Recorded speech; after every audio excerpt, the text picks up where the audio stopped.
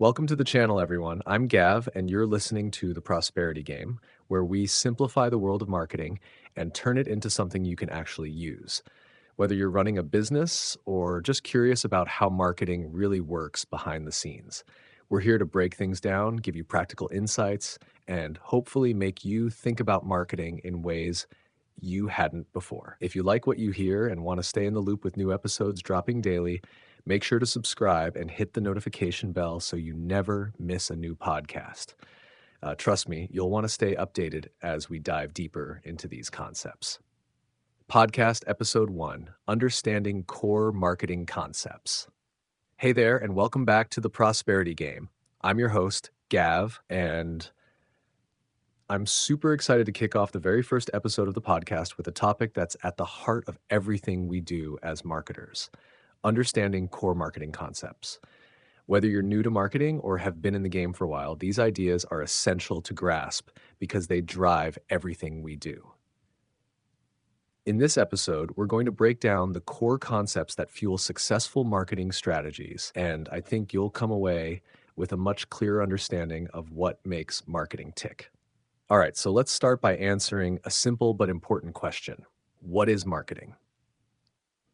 You know, when people think about marketing, they usually picture ads, social media posts, or maybe a clever Super Bowl commercial. But at its core, marketing is really about creating value, and not just for the company, but for the customer as well. It's about finding that sweet spot where what the customer needs aligns with what the business can offer. That's the heart of marketing, building relationships that work for both sides. The company gets sales, and the customer gets what they want or need. Now, we're going to break this down into some key concepts that will give you a deeper understanding of how this all works in practice. If you've ever wondered why companies spend so much time figuring out consumer behavior or why certain products seem like they were made just for you, these concepts will give you the answers. Part 1: the core marketing concepts. The first thing we need to understand is needs, wants, and demands. Think of it this way. Needs are the most basic things humans require to survive: food, water, shelter, that kind of stuff. But we're not just looking at basic needs here. We also have wants, which are shaped by culture, personality, and experiences. For example, while you might need food, you might want something specific, like a gourmet burger instead of just a sandwich. Then, when people have the means to back up those wants with actual purchasing power, those wants become demands.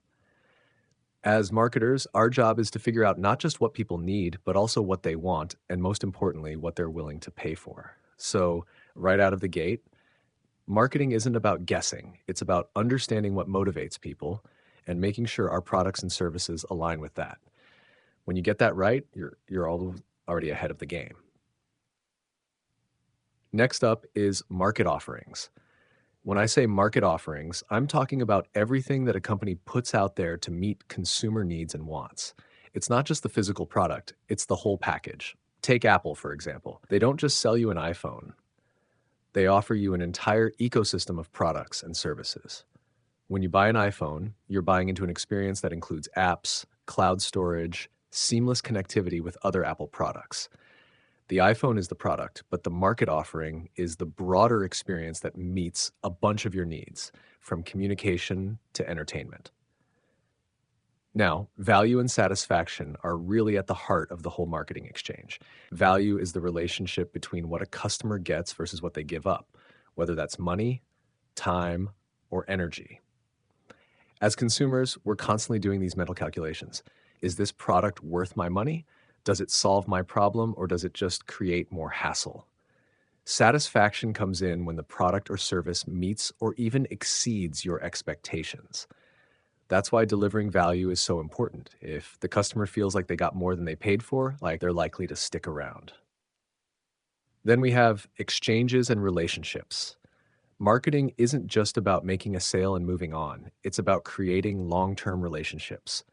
Sure, there's an exchange where customers give you money and you give them a product, but the real goal is to build something deeper: loyalty, trust, and a relationship where customers come back again and again. Think about brands you're loyal to. Is it just because of their product, or is it because of how they make you feel, how they treat you, or the experience they provide. That relationship is what makes the difference. Finally, we've got markets. A market is just the group of actual or potential buyers out there. But markets are constantly changing as consumer needs evolve. And as marketers, we've got to be ready to shift and adapt to those changes. What worked yesterday might not work tomorrow, and that's why it's crucial to stay connected to the pulse of the market. Keep listening to your customers, keep observing trends, and always be ready to evolve. Part two, the marketing process. So now that we've covered the core concepts, let's zoom out a bit and look at how these ideas fit into the marketing process as a whole. This is the framework that helps marketers create value for customers and build those meaningful relationships we talked about earlier. Here's a quick rundown of the marketing process, and we'll dig into these steps in more detail in the next episode. 1. Understanding the marketplace and customer needs and wants. This is where research comes into play. You can't offer value if you don't know what people want or need. So, the first step is always getting a clear understanding of your audience's pain points, desires, and expectations.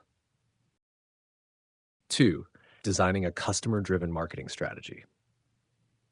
Once you know who your customers are and what they want, the next step is to figure out the best way to reach them and get them engaged. This is where the core concepts of needs, wants, and value come into play. 3. Constructing an integrated marketing program. This is where the magic happens. Developing the right mix of product, price, place, and promotion strategies to meet customer needs. In other words, creating a package that makes it impossible for the customer to say no.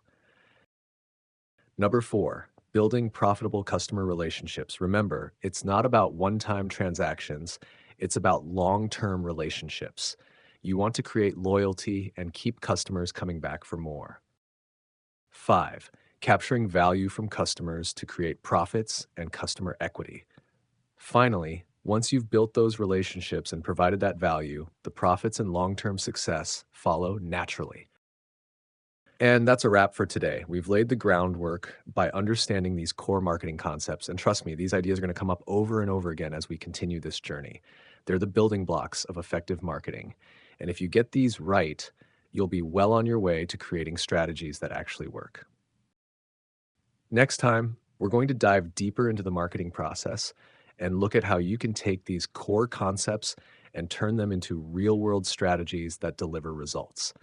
So stay tuned.